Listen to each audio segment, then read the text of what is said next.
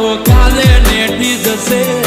તારી મારી ભાઈબંધી તો જિંદગી ભર રહેશે